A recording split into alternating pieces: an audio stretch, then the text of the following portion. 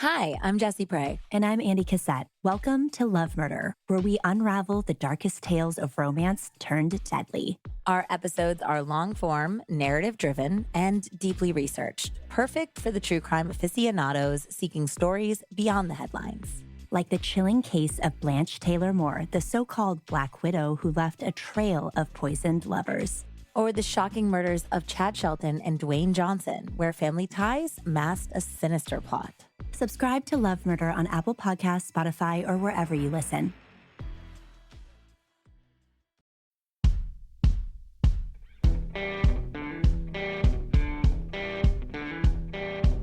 I'm Brett. And I'm Alice. And we are the Prosecutors.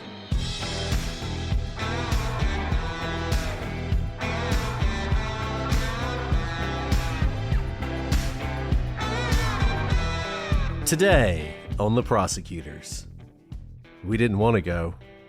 We didn't want to kill them. But his persistent silence and outstretched arms horrified and comforted us at the same time.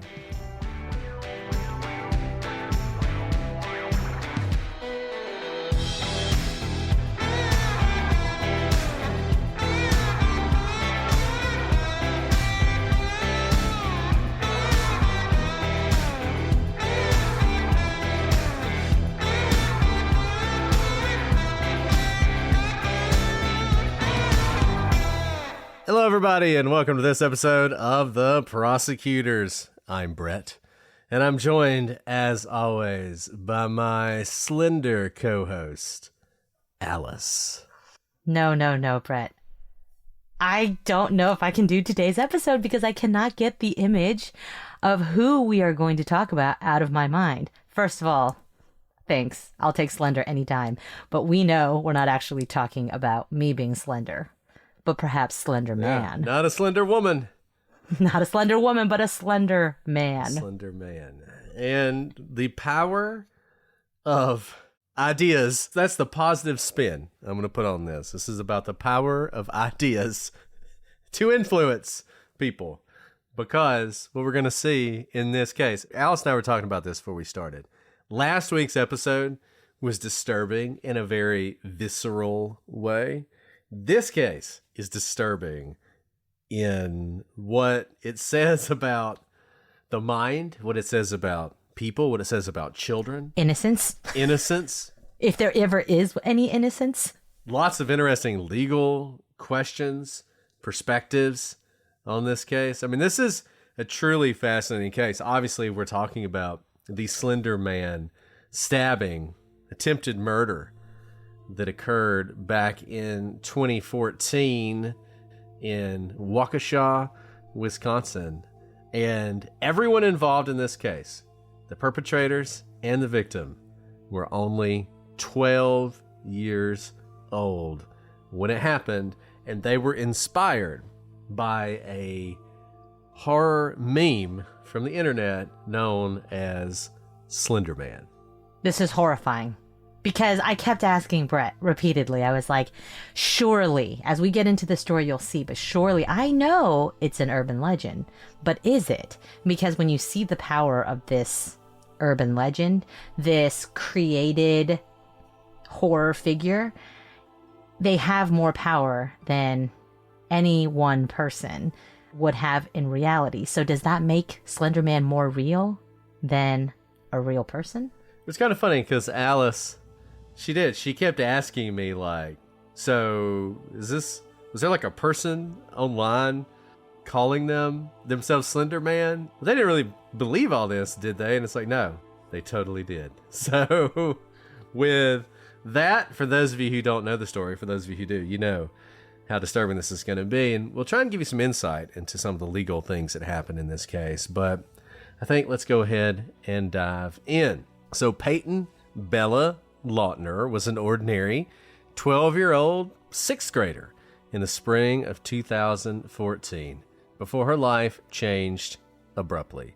Peyton's mother, Stacy, described her as kind, compassionate, empathetic kid, the kind of kid, everybody wants to be friends with. And it was these traits, in fact, that led her to befriend a lonely girl in her fourth grade class, Morgan geyser. Morgan struggled making friends, and Peyton did the thing that as a parent, you love to see. I mean, you love to see when there's a kid who's struggling to make friends in class and your kids befriend them. It's like, that's exactly how I raised you. And that's what Peyton did. She saw Morgan sitting alone in the cafeteria, and she decided to intervene, decided to join her. So she approaches Morgan, and the two became fast friends, best friends, in fact. They would hang out after school. They would have sleepovers together and all the other things that ordinary kids do. And Morgan would later describe Peyton as her only friend. But things changed when they entered the 6th grade. Anissa Ware joined their class in Waukesha, Wisconsin that year. Anissa and Morgan hit it off immediately, and the two best friends became 3, which is all the better, right? But things shifted further when Morgan became obsessed with the online fictional character, at least what some say is a fictional character, known as Slenderman. For those of you who don't know, Slenderman is, as described, an unnaturally tall, thin, spectral figure with a featureless white face and a black suit and tie. Morgan's obsession with Slenderman scared Peyton, but she tried to go along with it as best she could to support her friend. Anissa, on the other hand, was interested. And she and Morgan grew closer because of this shared obsession. And by the winter of 2014, that obsession grew darker, with Morgan telling Anissa that Slenderman was ordering them to kill Peyton Lautner, the one person who befriended her when no one else would. Scared that Slenderman would kill their own families if they disobeyed his command, the two 12-year-olds got to work planning the murder.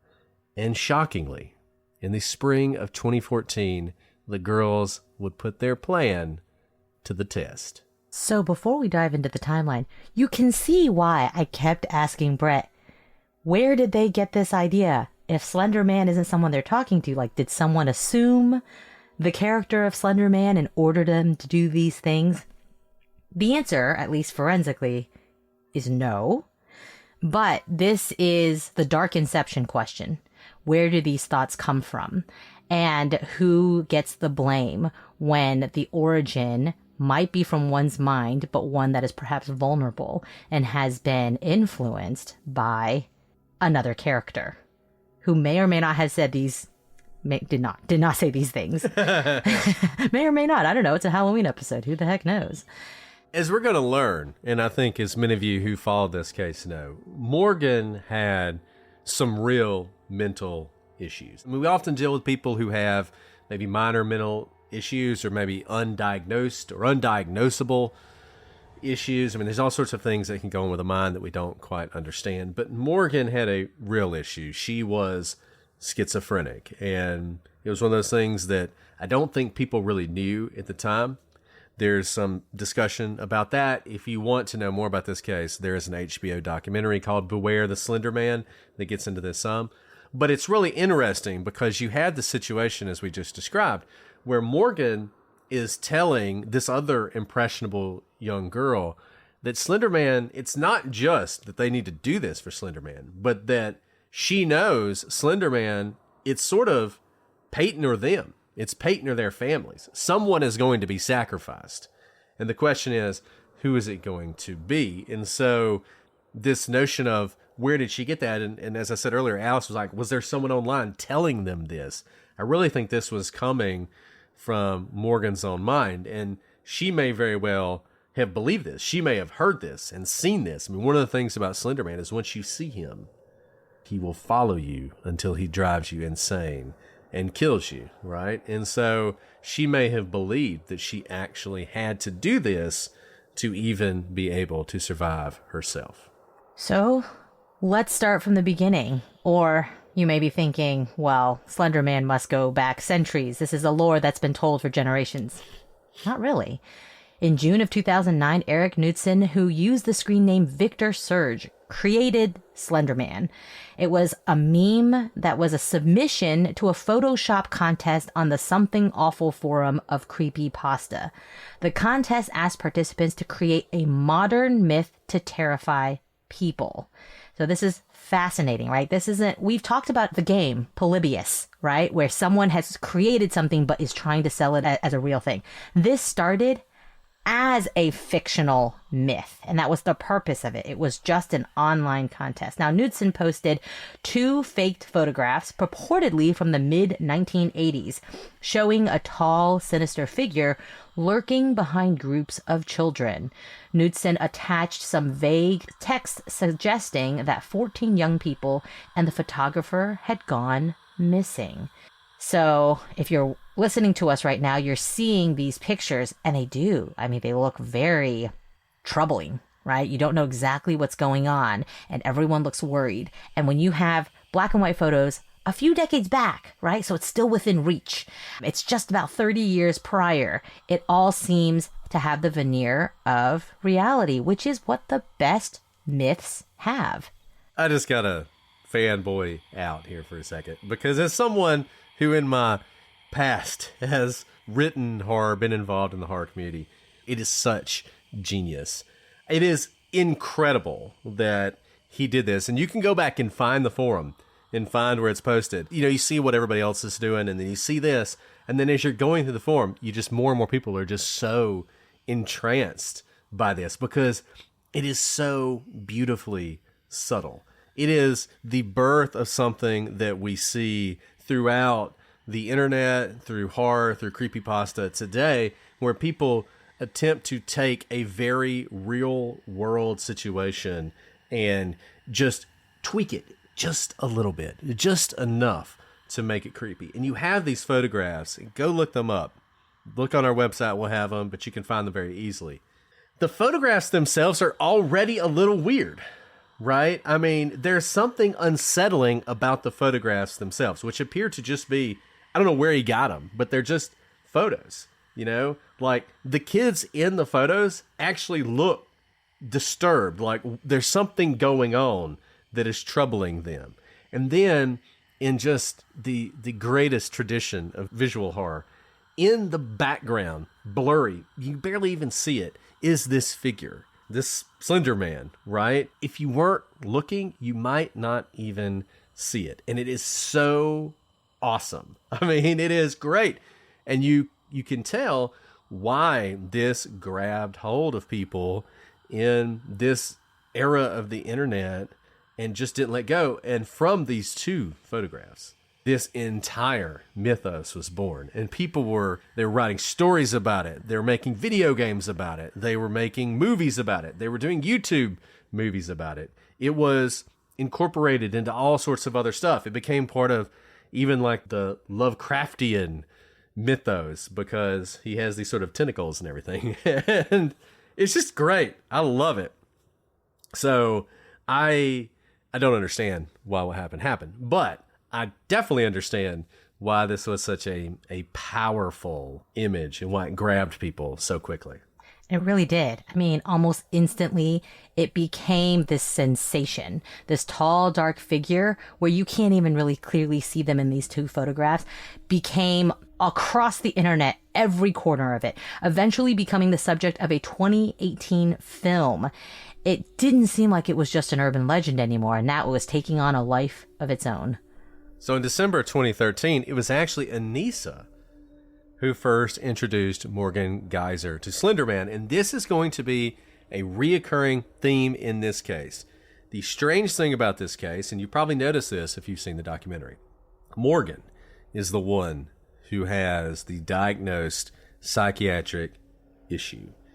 And you would think that what's going on here is Morgan, through her delusions, is sort of manipulating Anissa, and Anissa is going along with this. But I'll just tell you, throughout this, there are moments where it really feels like Anissa is the prime mover in this entire ordeal, not Morgan. And here, this is an innocuous one, because there's nothing wrong with introducing your friend to a cool meme on the internet, but this is the first time we see Anissa introducing Morgan to Slenderman.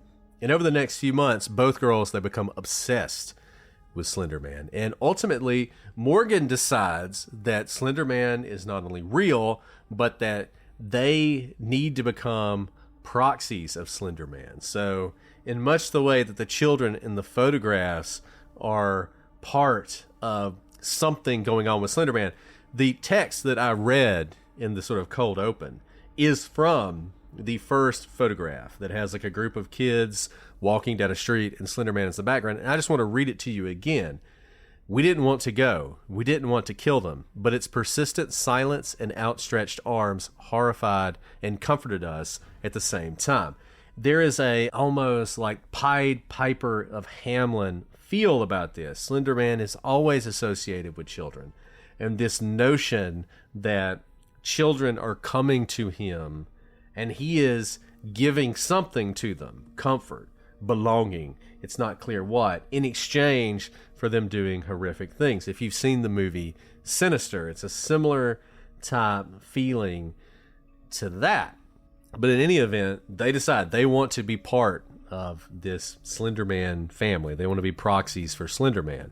And Morgan spends months planning this attack. And it's interesting because, you know, initially Anissa, she's weary of this whole plan. It's like, you want to be proxies, that's fine. But ultimately, she agrees. And they decide they're going to murder Peyton, who they called Bella at times, at Morgan's birthday sleepover that spring. So they are planning on Peyton's going to come over to this birthday party.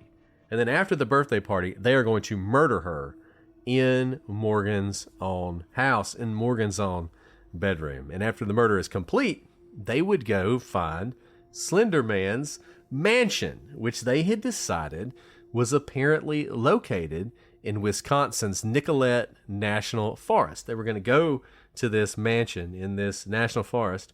Lucky that it just so happened to be Slenderman is from Wisconsin, because of course he is. And they were going to go live with him forever. And doing this sacrifice, it would save their families and it would gain them entry into Slenderman's world. And this is so interesting because the amount of time that passes from deciding to be Slenderman's proxies to deciding they need to kill someone to deciding they need to kill their best friend actually takes some time. It takes months. And I note this because oftentimes we find these types of psychiatric based crimes to happen in the moment, right? They are in the midst of an episode and they're like, I need to do this to save all of humanity. And they go out and do it. That's not the case here. It's not like they decided to do it and the next day or the next week they carried out their plan. We're talking months go by and they continually plan this. And they continue to be friends with Peyton. So this brings us to May 30th, 2014. After school had ended that day, Anissa and Morgan went to Anissa's house. There, Anissa packed a bag of clothes, granola bars, water bottles, and she also packed pictures of her family because, remember, after this murder, they were going to go live with Slenderman. And she said she didn't want to forget what her family looked like. So this wasn't just play. She's taking steps to pack for the rest of her life. Now, the two of them then go over to Morgan's house, and Morgan's father drives them over to pick up Peyton for the sleepover.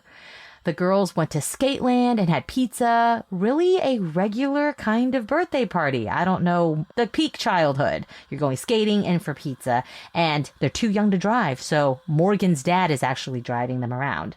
And after this Skateland and pizza, Morgan's dad drives all three girls back to Morgan's house. And they arrive around 9:30 p.m.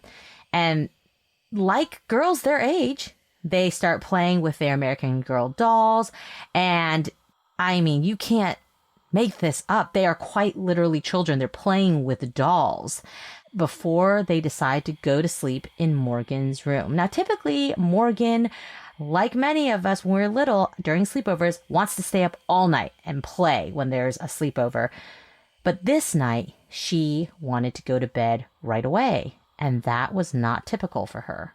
Now, her reason for wanting to go to bed so early was probably because the original plan was to kill Peyton at 2 a.m. by duct taping her mouth and stabbing her in the neck. So I guess she wanted to make sure everyone was asleep and that she got enough rest to be able to carry out this stabbing. But 2 a.m. comes and goes, and Morgan can't get up the nerve to stab her friend in the neck. So you might think, thank goodness, we're going to abandon this crazy plan. But no, instead they get a good night's rest, and Morgan and Anissa decide that they're going to kill Peyton in the morning in the bathrooms of a nearby park where they're going to go play. The bathroom, Morgan said, had a drain on the floor, which she hoped the blood would drain into and then allow her and Anissa to get away undetected. So, the next morning, after breakfast, they decide to go play in David's park. And as they're walking out the door, Morgan lifts up her jacket to show Anissa that she has the knife tucked into her waistband. And Anissa widens her eyes, kind of shocked, but it also indicates she sees what Morgan is showing her. And so this is the real deal. This is going to happen. So she says that, we're going to play a little while. And eventually they decide to go into the bathroom. Now, when they're there, a couple things happen that are kind of weird. So Anissa is said she hates screaming. And so she doesn't want to hear Peyton scream. So she suggests that she go to sleep. Well, she's probably not going to go to sleep in the bathroom. That's not going to happen. So what she does is she actually hits Peyton in the head hard enough that the back of her head goes into the wall of this bathroom. She does this in the hopes that it will knock her out. Now, I don't know why this didn't stop at that point. I mean, if I'm Peyton, I'm like, what in the world are you doing? Why did you do that? I'm going home. I'm telling my parents something. And this is a weird part of the story, but it doesn't end this. And in fact, there's another event which is strange. At some point, Morgan says, hey, there's some graffiti in this bathroom stall. Let's go look at this. And so they all go into this stall, but there's no graffiti. At this point, Morgan actually gives the knife to Anissa and locks the door behind them. But for whatever reason, this doesn't alert Peyton. I mean, she's 12 years old. She probably would not expect that her friends are going to attack her. But then at this point, Morgan actually grabs her arms and holds them behind her back. And she's waiting for Anissa to start stabbing her. And she doesn't do that. And Morgan says, I thought we agreed you were going to do this. And then says, I need to talk to you in the next stall. This is just wild, right? So now you have Morgan and Anissa. They go into this next stall. They leave Peyton. They've already whacked her head into the wall. There's no telling what she's thinking. They go in there. They talk for a little while. And then they go back in the stall. And once again, this time you have Anissa who grabs Peyton's arms. And Morgan standing in front of her, staring at her. And she's got this knife, but she doesn't do anything. And instead, they say, hey, let's go back out to the park to play, which they do. Very strange, an incredibly unusual situation, right? You got to wonder what's going through Peyton's mind. Obviously, she doesn't talk about this a lot for reasons that you can imagine. But so they made a wise decision at the birthday party not to do it. They've now gone to the bathroom and decided not to do it. And you would hope maybe at this point, they've just decided this is not something we can do. This is not something we want to do. But unfortunately, that is not the end of this story. Yeah, I've been hung up on this bathroom situation a long time. Now, my understanding is that Peyton never saw the knife, although this behavior is very strange. And here's the thing with preteen, teenage girls. The desire to fit in, especially with your best friends, you go along with things. That's why Peyton, who has no interest in Slenderman, is going along with it, even though she's not nearly as interested. In fact, she's kind of scared of Slenderman, but her two best friends are very into it, so she's into it. Now, it's very strange for your friends to hold your hands behind your back, but the last thing you expect is your best friends to stab you, to attack you, to try to murder you. So even though this whole thing is strange, us as adults, rational adults looking in, can't imagine why Peyton didn't run. But if you have been around preteen, teenage girls and have seen the dynamics of group mentality or just not pointing out things that are strange, it's incredibly strong, especially in these impressionable years. So, though I can't imagine why she wouldn't leave, I can see why Peyton continues to stay. And remember this, where is she going to go? She's at a sleepover, they're at a park, she's not near her home. What is she going to be, a crybaby? Run back to someone else's dad and say, please take me home? She would lose her friends over that, right? Obviously, we know what's going to come next, and we would say, yes, absolutely run. But in the moment, think about what her options are. There really aren't any options for her to get out of there. So a few moments later, Morgan and Anissa come out of the bathroom. Now, Anissa suggests that the girls go for a walk in this wooded area near the Rivera Drive and Big Bend Road. Now, the new plan that Morgan and Anissa had concocted when they were still in that bathroom stall was that they were going to play a game of hide and seek. Pure childhood, right? This is just so sad. They're going to play hide and seek and use that as an opportunity to commit the murder. So Morgan is going to be the first seeker, and Anissa and Peyton are going to be hiding.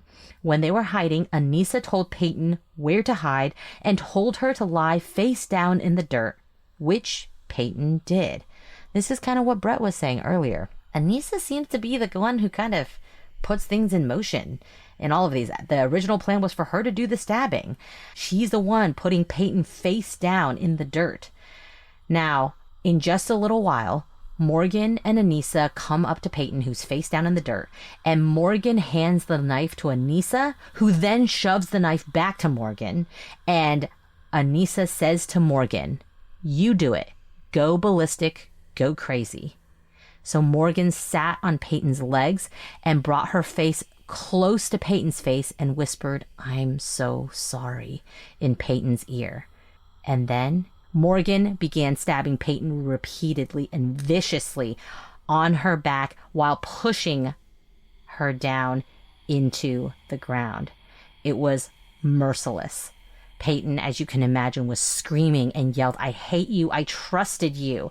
Peyton had been stabbed 19 times in the chest, abdomen, arm, and leg from a girl she thought was her best friend, from a girl who she befriended when that girl had no one else pay attention to her. So at this point, I mean, she's been stabbed 19 times, but she's able to sort of stumble up, and she starts walking towards the street looking for help. And Anissa grabs her arm and pulls her back so that no one would see her. And at this point, whatever strength she had is gone. She falls to the ground. She can barely breathe. She certainly can't walk. At this point, Anissa leans down and tells Peyton that if she lies down and stays quiet, she will lose blood more slowly. She told her that they were going to find help, which of course they never intended to do, which once again, to the extent this story is ever told, as Morgan leading Anissa along, that is just not true. Anissa was a 50-50 participant in this, and maybe even more than that. Either way, they weren't going to find help. And obviously they wanted Peyton to die because that was what was necessary to meet Slenderman. Peyton didn't know any of this. She also didn't know that Morgan and Anissa apparently believed that Slenderman would kill their families if they didn't kill Peyton. So they don't go for help. They leave Peyton behind, and they head off through the woods, now in search of Slenderman's mansion, which they believe they have gained entrance to because they have committed this horrific crime. And fate, divine intervention, coincidence, whatever you want to call it, it happens here because there's every reason to believe Peyton is going to die. She's been stabbed many, many times.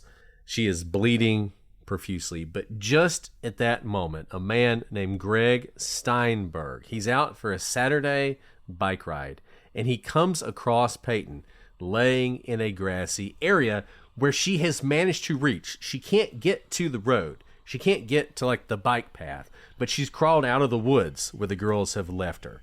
That's as far as she can go. He's going by, he sees this, and really, I think probably with her last bit of energy, she says to him, "Can you help me, please? I've been stabbed." Obviously, he does. He immediately calls 911. He's giving Peyton some water. He's trying to stop the bleeding. He's trying to comfort her until the ambulance arrives. Fortunately, it arrived only minutes later, and none too soon. She was rushed to Waukesha Memorial Hospital, and a police officer was sent to her parents' home to notify them of the situation. She gets to the hospital, and she immediately goes back to surgery. One knife wound near her heart was particularly concerning, and surgeons were very afraid that this could be a deadly knife wound. But when they opened her up for this surgery, they discovered that the knife had not hit anything critical, but it was as close as it could possibly be. According to Dr. John Kellerman, if the knife had gone the width of a human hair further, she wouldn't have lived. We are talking as close to death as you could possibly be. But fortunately, she did live. And it didn't take long for the police to find these two 12-year-old girls covered in blood walking near an I-94 on-ramp. And when they found them, they weren't only covered in blood, they still had the knife, which was in Morgan's backpack. And the police, I'm sure they never expected to have to arrest one 12-year-old girl, much less two. But that's exactly what they did. This episode is brought to you by Progressive Insurance. You choose to hit play on this podcast today, and that was a smart choice. Progressive loves to help people make smart choices. That's why they offer a tool called AutoQuote Explorer that allows you to compare your Progressive car insurance quote with the rates from other companies. So you save time on the research and can enjoy savings when you choose the best rate for you. Give it a try after this episode at Progressive.com. Progressive Casualty Insurance Company and Affiliates, not available in all states or situations. Prices vary based on how you buy. Guys, it is officially cozy season, which means soft sweaters, layered looks, and comfort on every level. And if your bra isn't part of that equation, it's time to change that. If you're still dealing with underwire pokes or bras that feel like body armor, it's time for a serious upgrade. Honeylove makes the best wireless bras that feel like a second skin. They're lightweight, breathable, and designed to work with your body, not against it. Whether you're layering under a tee, slipping into a sweater, or just hanging out around the house, their bras give you just the right amount of lift without the squeeze, thanks to years of research, development, and testing. Honeylove's signature support comes from smart design, not stiff wires or bulky padding. It's all the shape and hold you want without any of the stuff you don't. Once you try it, you'll honestly forget you're even wearing a bra. So go ahead, ditch the wires, ditch the digging straps, and give your top drawer the upgrade it deserves. Fall is all about leaning into comfort. Why should your bra be any different? Start cozy season off right with a base layer that actually feels as good as it looks. You guys know I don't wear a lot of bras myself, but I can say that Alice vouches for Honeylove. She loves it, and you're going to love it too. For a limited time, you can get Honeylove on sale. Take 20% off your entire order at honeylove.com/prosecutors. Support the show and check them out because your comfort should never be seasonal. Guys, we spend so much time caring for the skin on our face. But what about our neck? Fall is here, and it's the perfect time to give your neck and chest the care they deserve. Even as temperatures cool, this delicate area is still often exposed, whether you're layering up with open collars, cozy knits, or V-neck sweaters. The neck is still one of the first places to show visible signs of aging, and that's where Go Pure Beauty's Tighten and Lift Neck Cream comes in. Designed to be the hero of your fall skincare routine, this powerful formula is packed with clinically proven ingredients that visibly firm, smooth, and rejuvenate the skin on your neck and chest in as little as 4 to 8 weeks. We got some of this stuff. My wife uses it and she absolutely loves it. She says you can tell the difference after only a few uses. You're going to enjoy it as well, and it's going to be something that really is an upgrade for your skin care routine. With over 1 million jars sold, this beauty secret is no longer a secret. For a limited time, our listeners get 25% off GoPure with the code Prosecutors at checkout. Just head to gopure.com, use code Prosecutors, and you're all set. And after you buy, do us a favor. When they ask you where you heard about GoPure, tell them it was from our show.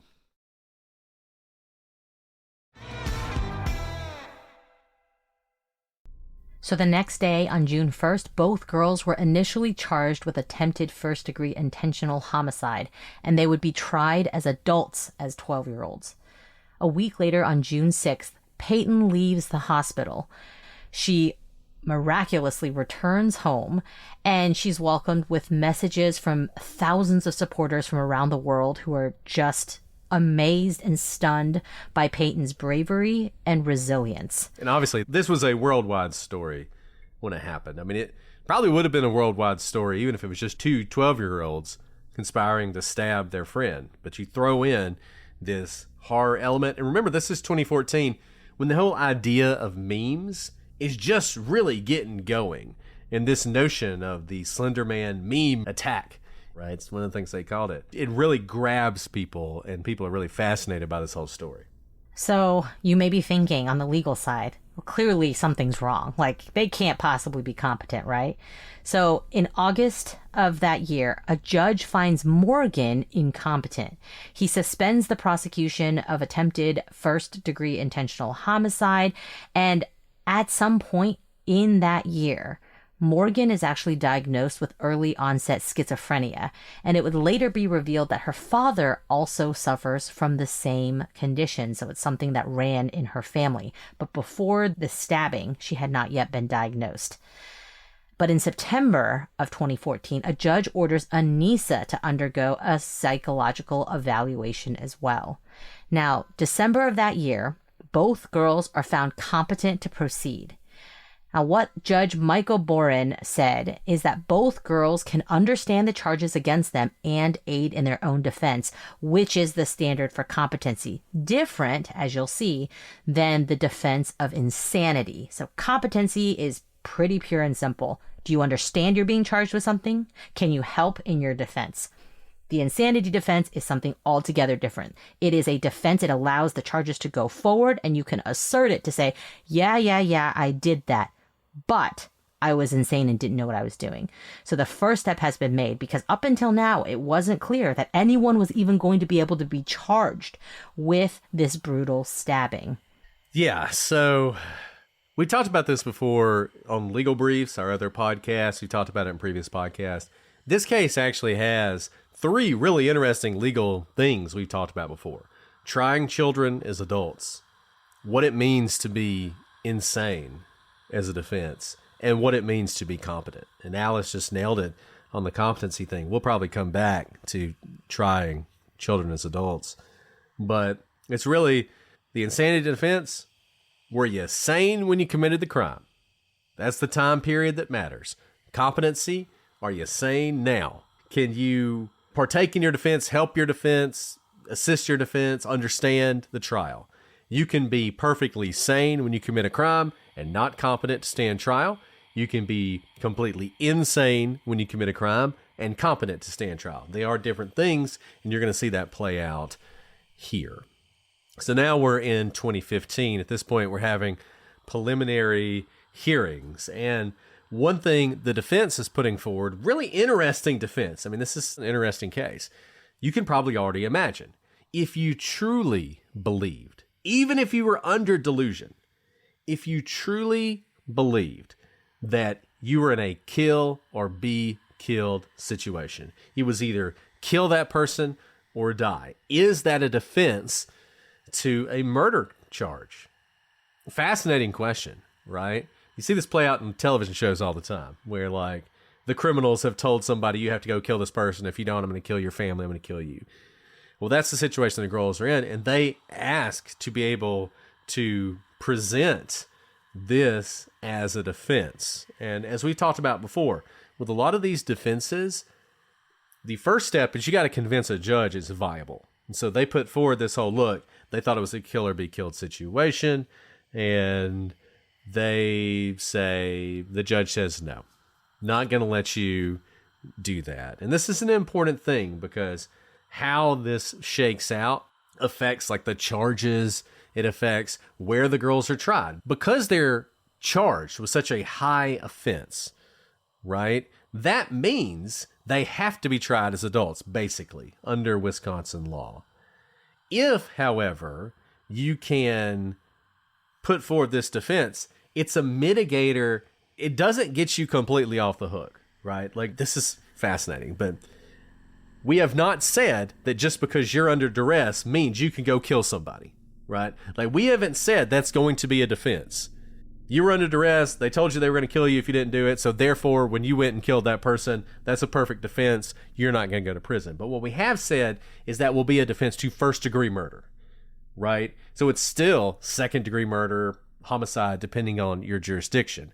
Well, if they could have asserted that defense, it would have dropped them down to a crime that would have required them to be in juvenile court.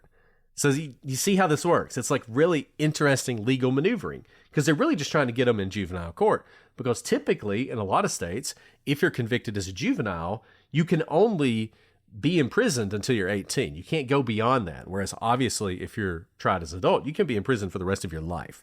So this is important, but this attempt fails. The judge says you can't do that. We're going forward with this premeditated, attempted murder, and they're going to be tried as adults. So Morgan is trying to get sent to some residential treatment programs where she can receive some care for her schizophrenia. The problem is a lot of the places she could go, they're not secure facilities, and because of what she did, she can't go there. So she's attempting to get care, and this is, we've talked about this a lot, this sort of disconnect between mental health and the criminal justice system. Because of the charge that she faces, she's really having a tough time actually getting treatment for what her underlying mental condition is. So this continues on for a while. The defense is still fighting. They're still trying to get this moved to juvenile court, but every time the judge is rejecting that, the defense is filing interlocutory appeals. An interlocutory appeal is basically, it's before trial. Most appeals happen after conviction. Interlocutory appeal, you say, hey, we filed this motion with the judge. The judge got it wrong, and it's such a bad decision that really we can't even go to trial under this decision.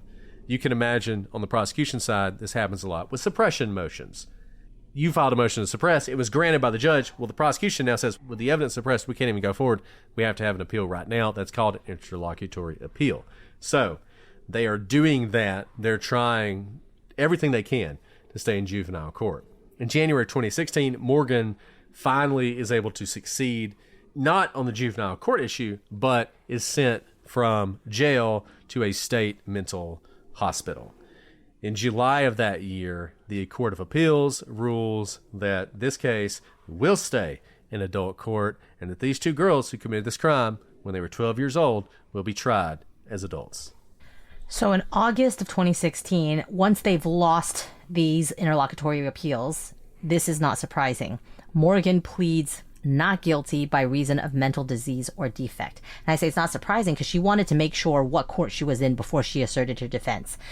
Now, that's not saying she didn't do it. It's saying she's not guilty because she had no idea. She was out of her mind at the time. Now, in September, Anissa pleads not guilty also by reason of mental disease or defect. Now, come August of the following year, 2017, Anissa pleads guilty to attempted second-degree homicide as a party to a crime with use of a deadly weapon, and she will proceed to trial only whether her mental condition at the time should make her legally responsible for the crime. And this happens a lot in these cases. I think this always surprises people because I think people usually think, oh, defense attorneys, they just fight everything. But no, I mean, this is smart. You're basically narrowing what the trial is going to be about. You're like, we don't have to put on a whole bunch of evidence proving she did it. She admits she did it. We just need a trial on whether or not she was sane at the time. And here you have a 12-year-old girl who does the unthinkable, who's not like a violent person, who isn't at home skinning dogs and killing animals. So you can see how I would take this to trial on this issue. You have the jury looking at these young girls. They look like young girls. They don't look like, devil worshippers or Slenderman worshippers. They just look like 12-year-old girls. And indeed, it pays off in the sense that 10 of the 12 jurors find Anissa not guilty by mental disease. That's a lot. Now, you remember how you can always reach a plea deal at any stage of the case, and that's what happens, because later in September, Morgan reaches a deal with the prosecution. She agrees to plead guilty as charged, but in return, she would not be held criminally liable and will remain at the state mental hospital. This is really interesting. I think they reached this exactly because of what Brett said earlier. If she's held criminally liable, she needs to be held in like a very secure facility because she stabbed a girl 19 times, leaving her for dead. But if she does that, she won't get the mental help that she needs. And this girl clearly needs really intense mental help. One thing that I think is interesting about this is 10 of the jurors find Anissa not guilty by mental disease. In Wisconsin, that's enough. So, like, it's not a situation where they have to be unanimous on it. You can understand this is a very strange situation because you have someone who's they've already pled guilty, right? I mean, they've already said, I did it, right? So they're just making this decision about whether or not they're insane. And there's just a different due process concern, a different way we look at that kind of decision, so it doesn't have to be unanimous. And so this isn't a hung jury. It's 10 of 12, but it's not hung. It is sufficient to find that she is going to be not guilty by that mental disease. So at this point, you have both girls who have admitted to what they did, but both of them are being treated by the state at this point as having this mental disease. And I will say this, and maybe this is a good time to talk about this. When this case was percolating through the courts, it was controversial amongst people who just think you shouldn't charge children as adults. That 12 years old is just too young. And we've talked about this. And my thing on this is always, and I feel like you always have to look at everything like this. Everything has a cost.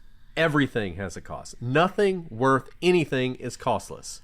And that includes the way you look at the justice system, the way you deal with punishment. How you're going to deal with these two 12-year-olds is going to have a cost. And the question is, which cost are you willing to accept? There is a cost to trying children as an adult. There's no question about that. But on the other hand, you have these two 12-year-olds who have planned and committed this incredibly heinous crime. Not against a stranger, but against their best friend. A vicious, personal, up-close, attempted murder. And the cost to the public of simply not charging them, letting them go, treating them as juveniles, just letting them sort of hang out in the juvenile detention center until they're 18 and then go free, to me is not good at all. And I really feel like Wisconsin ended up dealing with this perfectly. They were charged as adults. They had that hanging over their head. They had the possibility of spending the rest of their lives in prison. But they were able, despite what happened, to sort of navigate the system and reach a point where everybody's kind of like, yeah, there was clearly something wrong with you at the time. So we're going to put you in a situation where you're not automatically going to get out when you're 18. Where we're not going to be in a situation where we just have to say, well, they're clearly still dangerous, but they were convicted as juveniles. So good luck, college roommate who doesn't know about this, right? Rather, they're in a situation where both girls are basically sentenced to pretty stiff sentences in mental health treatment in a secure mental health facility, basically a prison that is a hospital, for extensive periods of time. So Anissa is ultimately committed to 25 years in the Winnebago Mental Health Institute. And this was the maximum length of incarceration that she could receive. And she also received the maximum length of supervision. So like most state sentences, she gets 25 years. That's the max she could spend in the mental health institution. So depending on her mental state, they could keep her for at least 25 years. She has to stay for at least 3 years. So she's got to be in there for at least 3 years. And then it's going to be one of those things where we are going to determine whether or not your mental state has improved, whether or not you're a danger to the community, et cetera, et cetera. And if you are, we can possibly release you. However, no matter what, even if she's released after 3 years, she's under supervision by the state until she is 37 years old. And if during that supervision, obviously, anything troubling happens, she can be recommitted to a facility. At the same time, Morgan is committed to 40 years of mental health treatment. Isn't that crazy that with 25 years, that still only brings her to age 37, which in the age of like recidivism, a 37-year-old, if violent, is still very much within the age of being violent. Although, of course, what we see here is not, a history of being violent. The one instance of violence is the most extreme. Oh, look, this is by far not a perfect situation. This is all scary. And we talk about this all the time, that the legal system is an imperfect attempt by flawed people to deal with incredibly complex situations. And it tends to fail at the extremes. This is an extreme. Nobody in the Wisconsin legislature was designing a system to deal with two 12-year-olds who attempted to stab their best friend to death because a meme told them to do it. That's just, you don't write laws for that, right? So they're doing the best they can, and you just have to hope that by 37, Alice is right. So we deal with recidivist criminals all the time. And the fact of the matter is, your working years, for those of you out there in the free world, are similar to your crime committing years. Criminals retire about the same time you start receiving Social Security. So the 20s and 30s and 40s are really the peak times. And we often talk about criminals aging out of crime. It's certainly the case at 37 for just your typical criminal would not be old enough that you would feel secure in this. And you're just hoping that really whatever it was when she was 12 will have passed by then. And I think it's important to remember, it's not even clear to me what Anissa's actual basis for being criminally insane at the time of the murder is, other than her being young, impressionable, susceptible to this sort of thing. And that's just an interesting legal philosophy question. Is being young and susceptible to this enough to say you are criminally insane? Ordinarily, it would not be. That would never reach what you're required to prove to show that you were insane at the time of a crime. In this case, obviously, I think the jury obviously accepted it, and ultimately that's what matters. But it's still not clear to me that she was actually insane. This is like a folie à deux situation, which I think we've talked about before, the madness of two, where you have these two people who end up in a shared psychosis. And Morgan has an underlying mental condition that made her susceptible to it. It's not clear to me what it is about Anissa that got her where she was willing to do this. It's a difficult thing to say. Either way, Morgan, she's ordered committed to 40 years of mental health treatment and monitoring, and is to remain during that period at a secure mental health institute. Similar situation as Anissa. Once again, it almost feels like to me that Morgan got more time because she was the one with the more serious mental illness. I know she's the one who did the stabbing, but she did the stabbing while her friend was saying, go crazy, go ballistic. And I don't know. I just feel like their culpability is pretty similar. In fact, they literally passed the knife back and forth. And it kind of didn't matter which one stabbed him because they each held, in the bathroom, each held Peyton's arms behind her back. And either one of them really could have done it. But either way, she gets 40 years. She appeals that decision, the decision to be tried as an adult. They're still fighting that. She loses that appeal once again. So their attorneys don't stop, though. Despite losing the appeal in August the next month, Morgan's attorney files a petition for review with the Supreme Court, trying to reverse the circuit court judge's decision. of allowing Morgan to be tried in adult court, as well as to set a standard and clarification for the law. But, as we've said, Supreme Court, court of discretion, they don't take up her petition of review. It's in fact denied. Now, November of 2020, Anissa, who's 19 at the time, petitioned for a conditional release. Remember, she only had to serve at least 3 years. The next year, July 2021, Judge Boren grants Anissa's conditional release. So she's 19, 20 at this time. In September of 2021, Anissa is released from the Winnebago Mental Health Institute, and she'll be monitored with a GPS tracking device and be supervised with case managers until she's 37. But essentially, she's now out in the world. She will be subject to supervision. I will tell you this, especially when you're supervised for this long. Probation officers have a very big caseload. There is GPS tracking, that's great, but you will be one of potentially hundreds of people that one officer is supervising. So hopefully she stays on the straight and narrow. She doesn't hurt anybody else, but she is out and has been out for about 4 years now. And look, if y'all haven't seen Beware the Slender Man, in that documentary, they show recordings of police talking to these two girls about this murder, and it is disturbing. The way they talk about it, the way they talk about their friends. And it's so strange because, like I said, you know Morgan, and they talk a lot about Morgan's issues. Anissa is just as disturbing. I mean, the way she talks about it, sort of what you would expect as a layperson, the way a psychopath would discuss it. I mean, she talks about the thing that she was most worried about was seeing a dead body. That's what she was worried about. They're going to kill their best friend, and then she'll be dead, not to see a dead body. It's just, I mean, it is deeply disturbing. Like I said, last week's case was disturbing in a very visceral way. This gets at your, like, heart and soul. And the first time I saw this documentary, I didn't have kids, and now I have kids, and it hit in a completely different way watching it the second time. Okay, so in April of 2024, so Anissa's been out for a while. Now we have Morgan. She's trying to get out. She's filing these petitions for conditional release, and this one is denied.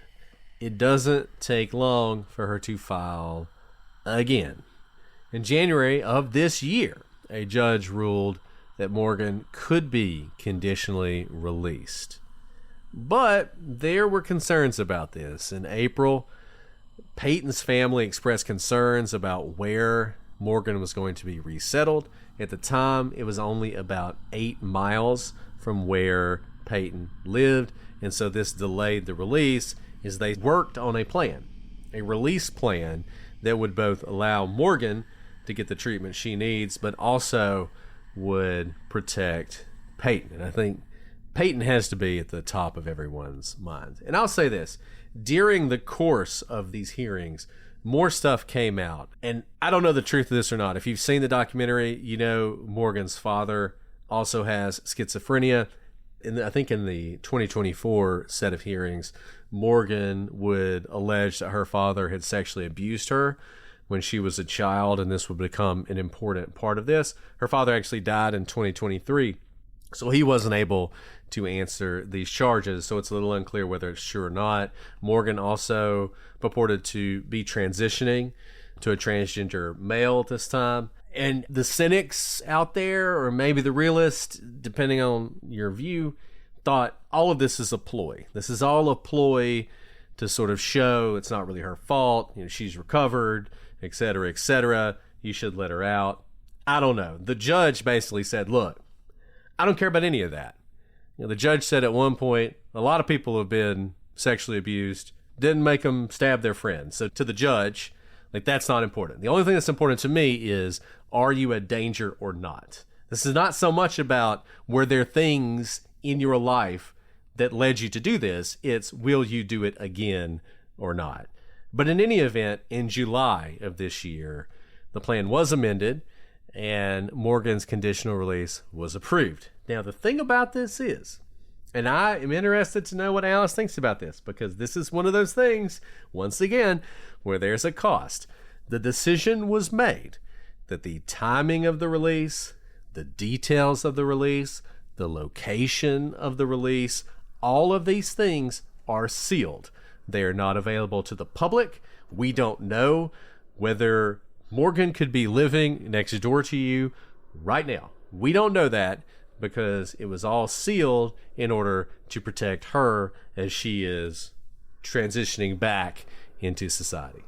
Normally, I would say I can understand with someone who wants to get back into society. But here we have a 22-year-old who, by all accounts, will probably try to go to school, certainly will try to get a job. She's too young to just sit at home, right? She needs to do something with her life, and she likely can. And she looks like a 22-year-old girl.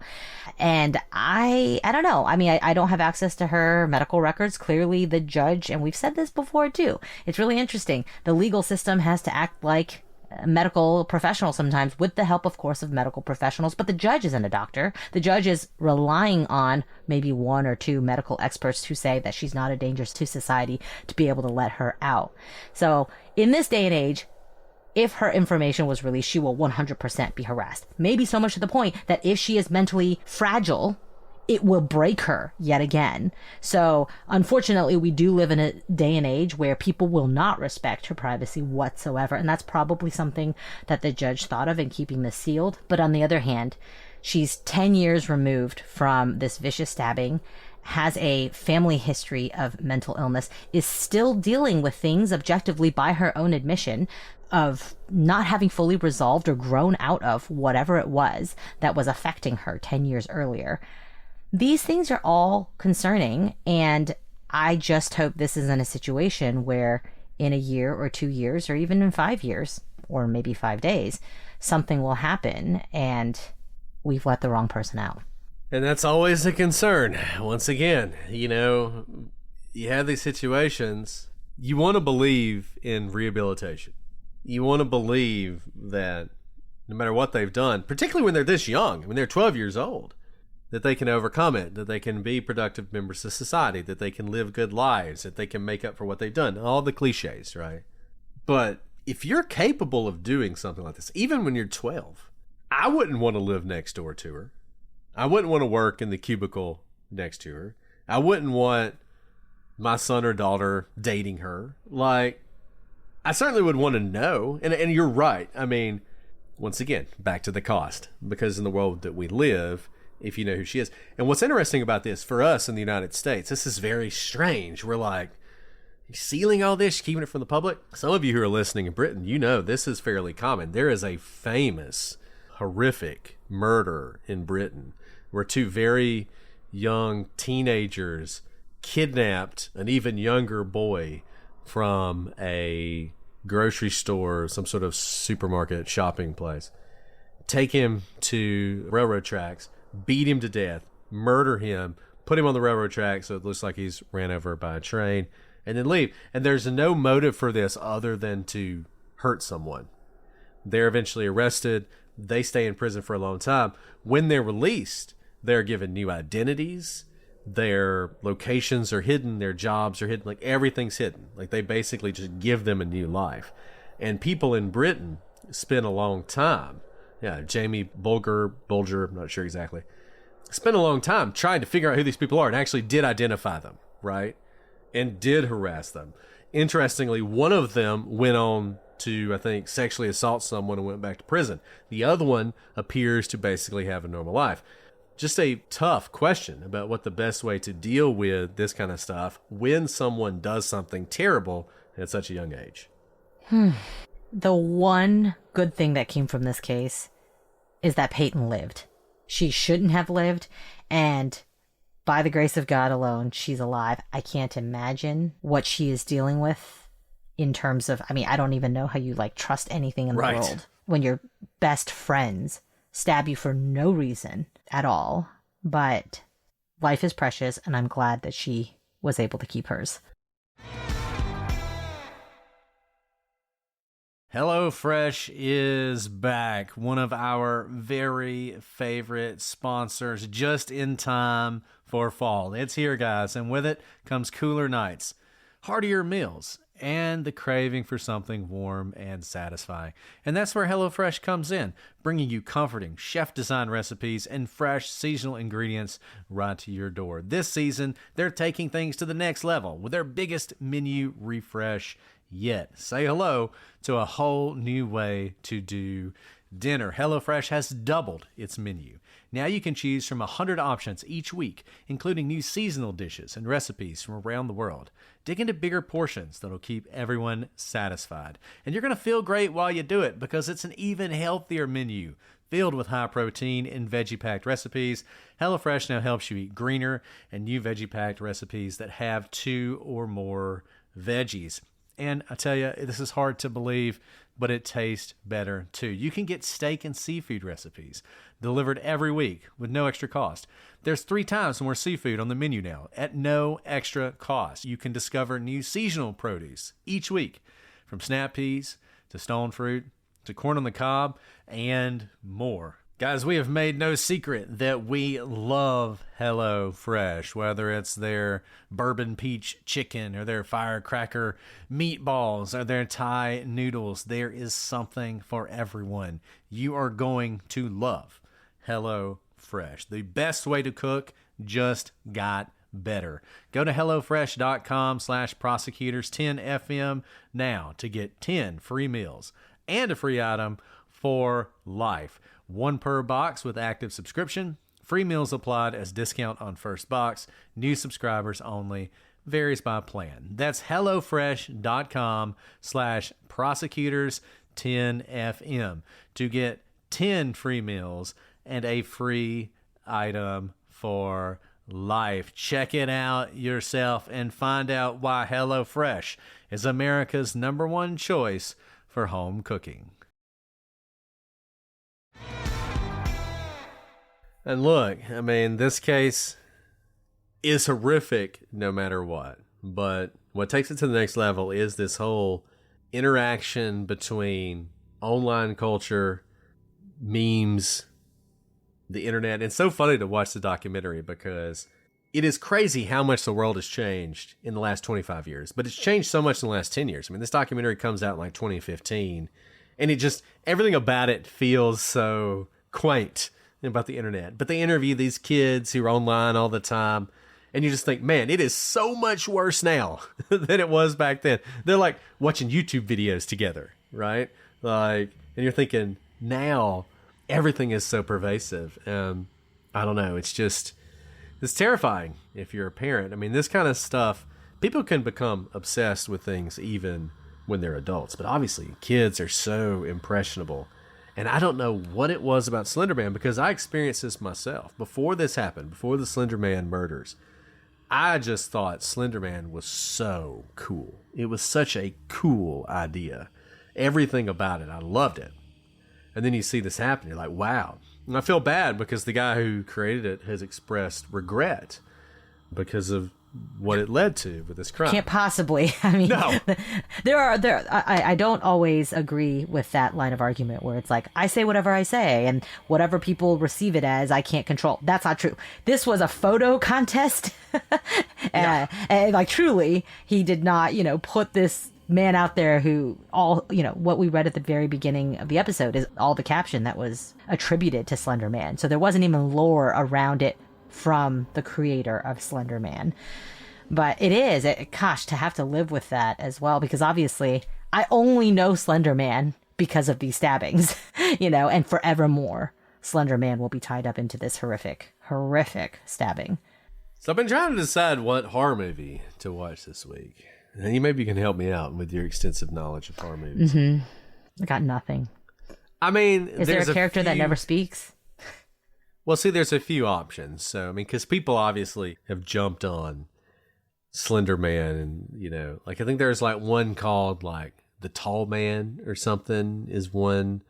There's a lot of different ones. There's the movie Urban Legends, which is a great movie and kind of goes along this, even though it's different, right? Like it's Urban Legends from before. The Empty Man. That's right, Sophie. That's another one. It's a very similar idea. I don't know. Is that what we should do, Sophie? Should we watch The Empty Man? Is that what our movie should be this week? Good news is you still have time because it's only September. Well, that's true, but when they hear this episode, it's going to be, we're watching a movie in 2 days. So. That's true. That is true. Okay. Sophie says The Empty Man. So we're watching The Empty Man this week, probably Friday, but, pay attention to Twitter. I'll tweet, or X. I'll tweet if that schedule gets messed up. Because, Alice and I, it's September as we record these, but we're traveling a lot. I was going to say, I think we're gone every Friday of October. I know, it's crazy. So we may have to end It might have to be Sunday night movies. Yeah, we may have to reschedule some of this, but just be prepared. We will watch The Empty Man. Well, Alice, do you have time for a question, or do you need to go? Yeah, the only thing I was going to say is, we thought parenting was hard. Now throw in this kind of stuff, and it's just impossible, it feels like. But yeah, let's answer some questions. I hope someone has some very light question to bring some levity to this topic. I'll say this.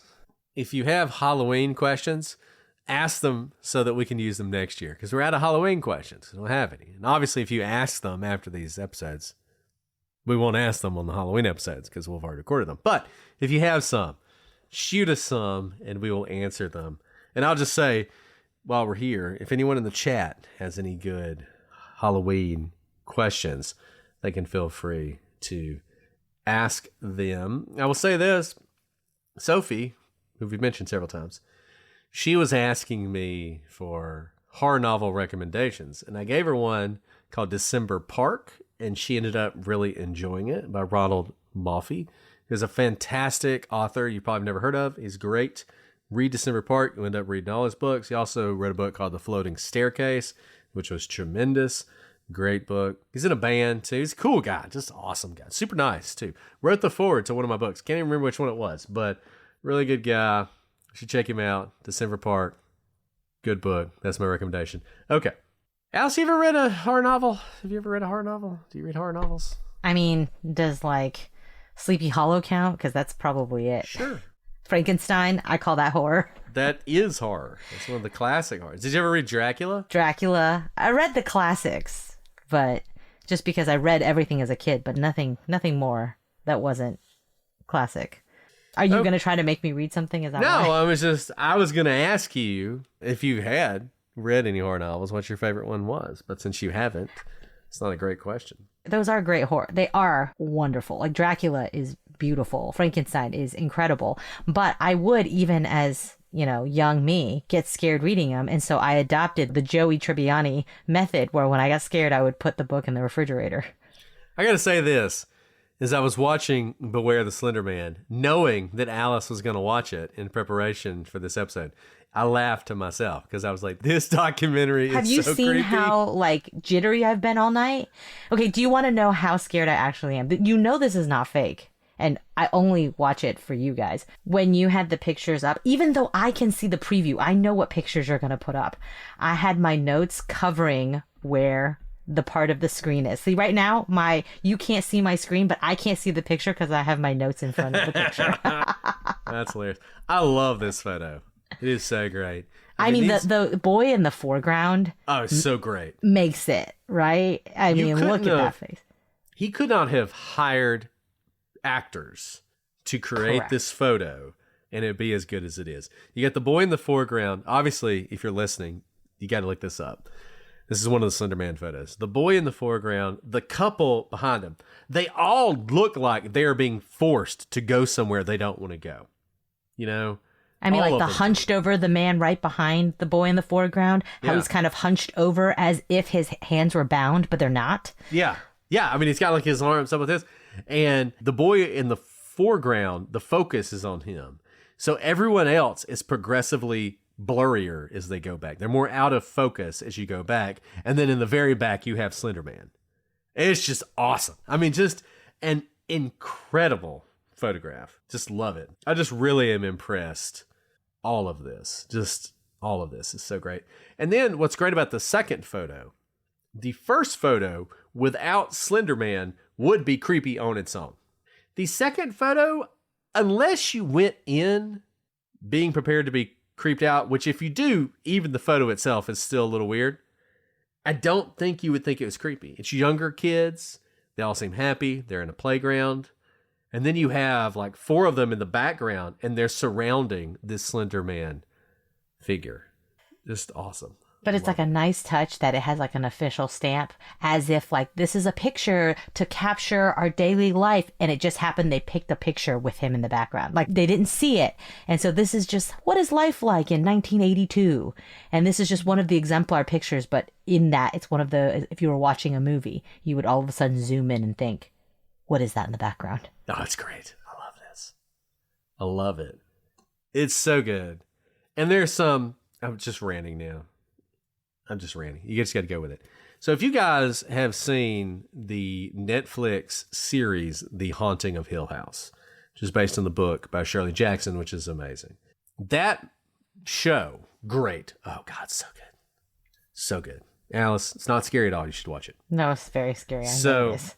So in that show, if you watch that show, throughout the show, there are ghosts in every episode, multiple times in every episode. And you wouldn't even notice them. They're in the background. And just watching it, and you catch them out of the corner of your eye and realize they're there, and you see like a flash, where you see the guy in the old-timey clothes winding the clock. Is there a whole bunch of workmen? And all the other workmen are normal, but that guy's a ghost. Like, so great. And that's what this has, is this very ordinary thing, and then just in the background, you have the image, and it's just, it's so good. It's just so good. I mean, there's a reason this launched. We talk about how there's nothing original anymore, right? Everything's a retread. Everything's a rehash. This is original art. This is new horror. It is so incredible. And I don't know. I have nothing but great words for it. Real quick, we have questions from the chat. I've rambled long enough. I've asked this question before, but I'm going to ask it again. And Sophie has an interesting addendum to it, which I think makes it even more fun. The first question is, what is your favorite Halloween candy? And the second question is, what Halloween candy would you give to someone you disliked? Not poison. Not poison, just not good. My favorite is always the Reese's Pieces. Reese's Pieces, really? I love Reese's Pieces. What is there not Reese's to love? Reese's Cups. I like the big flat one because the surface area of the chocolate to the peanut. I also love the cups, but there's more chocolate to peanut butter ratio in the cups, which is great, but I like the flat, big Reese's. This is a fantastic question. Alice has just generated a new question. So Reese's Cups, they have all sorts of special ones, right, for various holidays. So you have the standard cup, you have the Halloween jack-o'-lantern, you have the Christmas Easter tree. The Easter what do they egg. do for Easter? The Easter egg. I'm sorry, I meant cup, by the way. I meant the flat. Yeah, I know what you're talking about. That's what I like. Yes. Okay. Not the M&M style. Right. Good clarification. Of the various types of Reese's, good question, which one has the best ratio of chocolate to peanut butter? I have an answer to that because I've thought a lot about this. It doesn't fit. It doesn't fit into the Halloween theme, but it's the Easter egg. That's the correct answer. It is like 100%. And I know people, as you all should, where you hoard the Easter eggs and eat them throughout the year because they're only available at a certain time. Because it's mostly peanut butter. They are the best. They are so the good. Correct answer. The Halloween ones are pretty close, but they're not bad. They've learned. Now they make the pumpkins like the Easter eggs. It's true. But back in the day, the Easter egg was like the OG for the best ratio. They've now learned it. They really should just make that in different shapes now. Forget the other kinds. So Reese's is my go-to, and much to my chagrin, because you guys know that I take all my kids' Halloween candy, they never go for the orange wrapper. So they get all the grossest candies, because this will answer the second part of the question. What do you give someone you don't like? Because they like the colors of them. But I'm like, go for orange. And they never do. So my favorite, y'all know this. I mean, we've discussed this 1,000 times. I love Haribo. I want to thank whoever gave me the other kind of gummy bear, whatever they're called. Very good also. What are they called? What's the name of that one? They're from Ohio or something? I could see it when they handed it to you. I can too. But I can't remember what it's called. I can't either.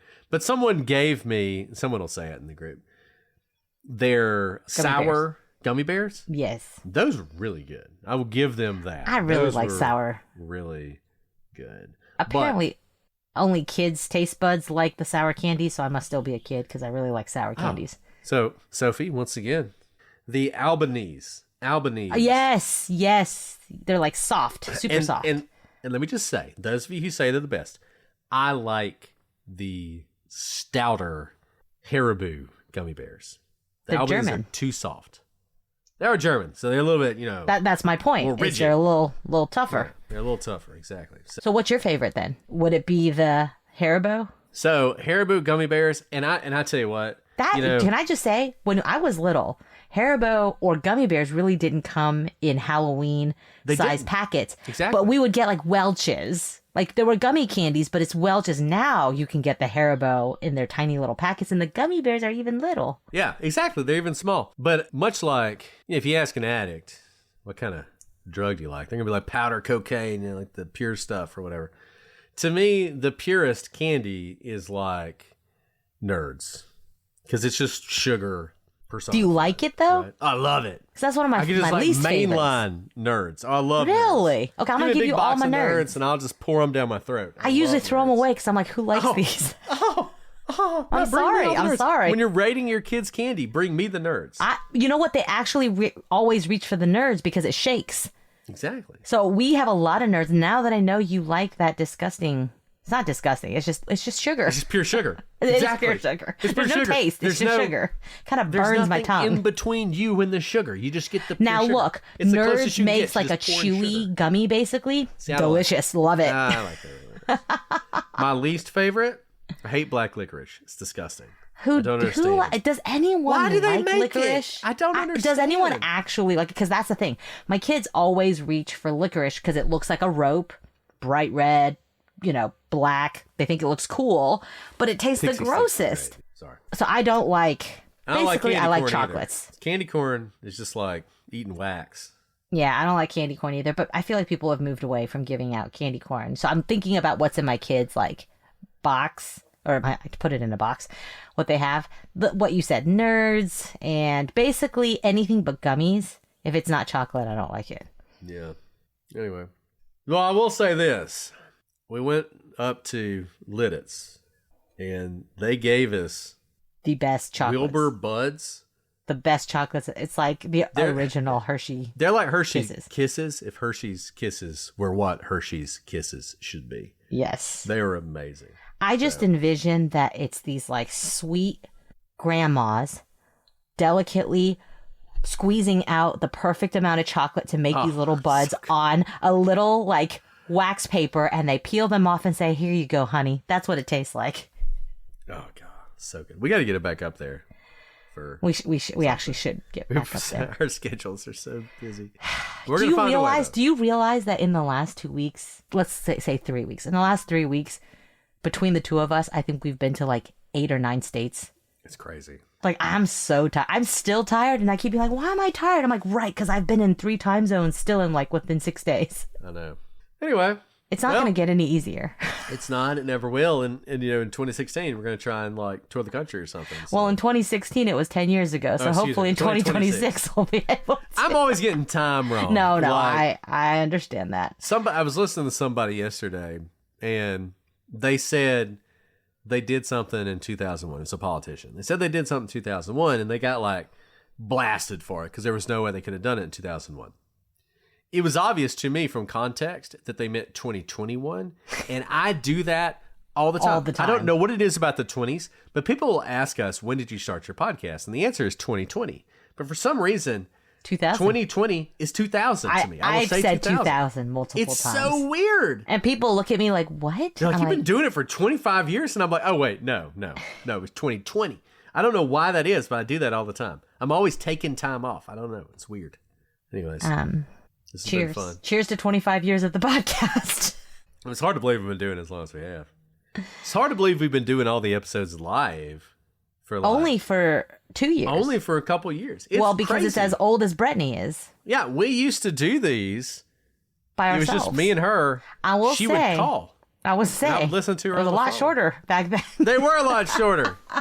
And there are people who liked them better back then. They don't actually like it when we talk to each other. They liked it better. Which when is we so were just funny on the because phone. most podcasts, you want to be in a room together, or this, right? Because you get better rapport. We just have such good rapport, we don't actually need to talk to each other to get it. Sorry, back to the question. You get so much candy at Halloween. I do love it when someone throws in like a Cheez-It package, you know, like breaks up all the chocolate. Something I'm like, savory. yeah, I'm like, thanks for the Cheez-Its, man. That was really nice. Thanks for the smart food popcorn, whatever that's called. I also like ring pops are good. Okay, these are none of the things I like. I'm really Tootsie Roll excited to know Pops. this. I'm going to give these all to you. Anything that's pure sugar. Now that I know, because Skittles? those literally go straight in the trash for Do me. you like So Skittles? you guys can help me with this. Those of you who are joining for the first time, I really do take all of my kids' Halloween candy, but we go trick-or-treating because it's a childhood core memory. They get to go and get candy, and they know I'm going to take it. It's not me stealing it in the middle of the night. But She as brought they've them to gotten my older, daughter's birthday party and wouldn't let them have cake. this is true. But to be fair, Brittany had cake because who can say no to her? It's true. But no one else had cake. But what I do is I trade them. So I have them buy something with their candy from me. So the night they come back, they give me all their candy. And they really honestly are happy to do it. The years past, it's been like a Jurassic World Lego or something that's like a real present that they don't normally get and that they're excited about. But remember, you have to remember who my kids are. So my other kid, like, he just wanted a snake skin. The oldest wanted a snake skin. I was like, okay, you can have a nasty snake skin. And we put it in a Ziploc bag and it still lives on his wall. But he traded all of his candy for a snake skin. And he was super happy about it. Yeah, I don't know. I just So love all to sugar. say is we have a few weeks, but you guys can let me know what you do with all the candy. Because it's too much candy. People are It is very too much generous candy. these days. Even if you let your kids eat candy, it's way too much candy. It's too much candy for me, and that says something. Our kids are always like eating candy for breakfast and stuff. It's like, It's just too much. Just too much. And so, last year, let's see. Do you remember what I gave Squanto last year? I may have been the wooden spoon because he wanted to be like Squanto. gave him the spoon.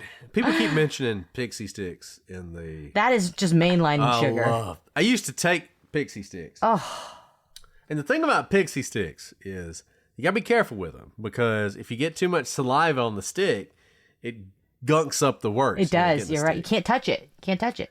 Which is why the big ones with the plastic, even Yeah. better. But I would take pixie sticks and I would get a plate and I would pour them onto the plate in like a pile of Like pixie drugs, man. Like drugs. And then I would take a straw and just suck them up.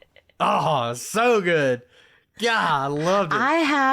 I have a sugar headache just hearing you describe that. And I love But look, sugar. I'm not saying that I'm any better because I can eat like all the chocolate candies, in the world. Like I can't stop myself. Like all the Reese's will be gone. So like, M&Ms are a weakness of mine. You give me a 5-pound bag of M&Ms, I just So eat it's them not until I that start to this is shake. true. We went to trial and you bought the like bucket size of M&Ms and we just made our way through that bad boy. It was like Gained COVID like 25 too. pounds. Yeah. Yeah, that was that. We gained lots of pounds, not just because of the M&Ms, because you don't move for weeks at a time. I like M&Ms in principle, but I don't know. It doesn't taste good anymore. As I've gotten older, maybe I just want like the pure chocolate. And Have you maybe had the peanut butter M&Ms? Okay, Sophie no. just mentioned? we've had this conversation. I love the mint chocolates that you think are disgusting, but I don't not like them. They're just not as good as I always think they're going to be. I put them in my mouth now and I'm like, you know what? No, I don't really like this anymore. I do love the peanut butter ones. I love the almond ones. I love, as we know, the Christmas mint chocolate ones because it's a little taste of heaven and angels brought it here, but not kind of regular. Twix. I love Twix. Okay, Twix are right under Reese's for me. I don't like Twix. Okay, we have a very good friendship here. We need to trade the candy. It's true. We totally could. We You are totally listing could. every candy that I really am like, who do I give this to? Do you like Starburst? It's not that I don't like those candies. It's not You that I just don't like chocolate. fruity. You're a chocolate I peanut just butter really person. like chocolate. And Starburst, like it's really fruity. It tastes delicious. The like straight up pixie sticks and what is the other one you said? Nerds are just too much. Like it's too much. I need like a flavor in there. I mean, they do have a flavor. Strawberry and grape. Poison. Sugar. Sugar is poison, but it's It the is best poison, kind. but it's delicious. I mean, Now, but see, like Skittles are also pure sugar. I really They like are. them. So I think maybe it's the fruity flavor within the pure sugar that helps. I don't know. And I like bubble gum too. I feel like people don't chew gum anymore. Okay, we are perfectly matched for Halloween. We should go trick-or-treating together because You don't everything like you're gum? saying... I mean, again, I don't hate them, but I those won't eat them. The gum you get that comes in the yellow wrappers, it's like pink. Yeah, It's like a I pink know what you're talking about. block. Yes. Little Double like bubble? chiclets. Is that double bubble? Are they like chiclets? It's not chiclets. It's bigger than a chiclet. Those, I love those, man. I eat like 10 of those and have like a massive like bubble gum. Oh, God. Anyway, Yeah, I will give you all of these. You we are spent literally as much time talking about candy as we did the episode. as is appropriate because we're bringing back the innocence of childhood. It's true. While destroying it. It's a feature, not a bug, you Yeah. see. Well, I do have to say, next week's episode is the most Halloween, as always. Always the one before. The bad thing about Halloween this year is there's only 4 episodes. Some of you will be happy about that. And then I'm we sad can about move on to Christmas. And then we can move on to Christmas murder. But next week is our most sort of Halloween-y episode of all. Be much more fun than this one and the last one. Far less, well, I'm not going to say far less death, because there's definitely death involved. But, because you can't have ghosts without death. But, you're going to enjoy that one, I think. Let us know what you think about this case. There's a lot of interesting issues here. So if you've got thoughts on charging juveniles, if you got thoughts on competency issues, I mean, Catherine Insanity Hoggle. defense, mental health treatment. Mental health issues, how to deal with this. I mean, once again, like, there was a stupid Rolling Stone article when this came out that was all about, like, how terrible it was that Wisconsin's doing this. It's like, yeah, you guys have no idea what to do with these 2 girls. It's so easy to, like, write this article, right? How do you actually deal with this problem? And I will tell you, we talked about this with Ivan Bates in a recent, it's getting worse every day. The people who commit crimes are getting younger and younger, and not because of these reasons, but just juveniles who are murdering people who are You're really just involved. exposed to so much more at such a young age. Yeah. Right, like my oldest is in 2nd grade, and another 2nd grader, like, whipped out her phone to show it to him. What? Like... oh my goodness, like, I didn't know we were here already. And Yeah. obviously, as we've talked about, with a phone comes a portal into memes and Slenderman and people who are there to put thoughts into very impressionable minds. So it's absolutely access to the World Wide Web that was never meant to have this fire hydrant of unfiltered chaos at such young minds. But that's what we're facing this day and age. You may recall our sponsor, Gab, who creates GABB. phones. GABB. Not the other Gab. /prosecutors for some amount off if you want a phone that doesn't connect to the internet. Anyway, so let us know what you think. Shoot us an email, prosecutorspod@gmail.com, @prosecutorspod for all your social media. And join the gallery to discuss this and other cases. I hope you are enjoying the run-up to Halloween. Let us know all your favorite Halloween traditions and what your favorite Halloween candy is and which Halloween candy you hate. Maybe you can send it all to me. Maybe when you come to Vegas, you'll have a bottle of Pappy in one hand and a bag of nerds in the other, and it'll just be amazing. And if you want to bring me some chocolates, I'm not going to turn it down. And you can bring chocolates to Alice when you go to the concert together. It's going to be awesome. All right. Well, Alice, we've talked enough, but do you have anything else you want to say before we sign off? No, here we are in Halloween. I'm here because I love you, Brett. That's why I haven't left with the other 20%. I love you too, Alice, and this is such an awesome time of year. So hope you guys are enjoying this. If you have cases you want us to cover when it's not Halloween, once again, email's the best way, prosecutorspod@gmail.com. All right, guys, so we're going to be back next week with yet another October episode. But until then, I'm Brett. And I'm Alice. And we are the Prosecutors.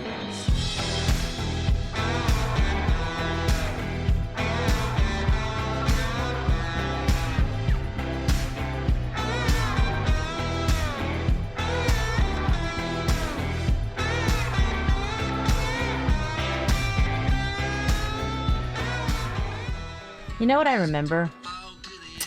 I remember when we worked on our first project together, very many all-nighters, we would just sit up and listen to YouTube, like we would have a song playlist in the background.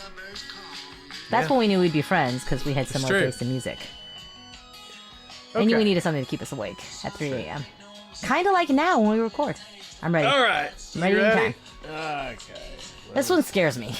I know this is. I mean, they all scare me, but this one really. This scares one me. is like I don't like actually I don't like it. scary. It's too disturbing.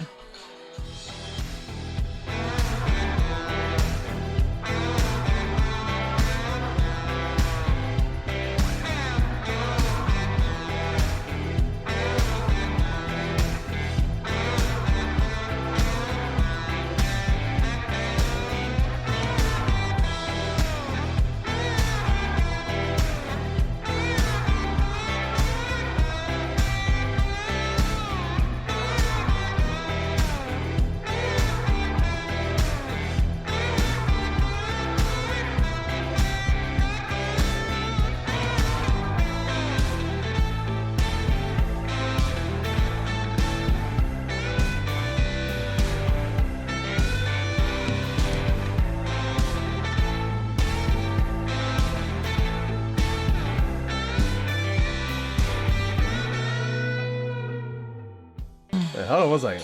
Okay. Oh, I know what they tell you. Oh no. Okay. I'm already scared. Don't make it too scary. Hold on. Okay. Just- Okay. Got it the wrong side. You're wrong side.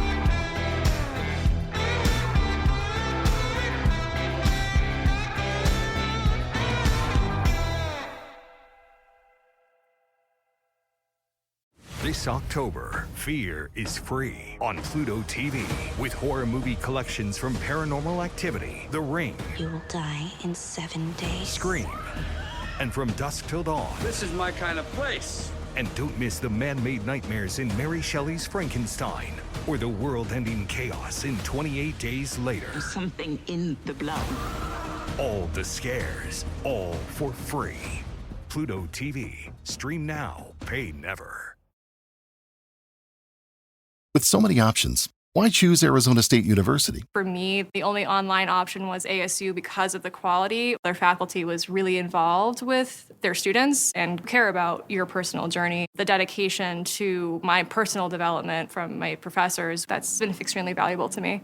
Earn your degree from the nation's most innovative university. Online. That's a degree better. Explore more than 350 plus undergraduate, graduate, and certificate programs at asuonline.asu.edu.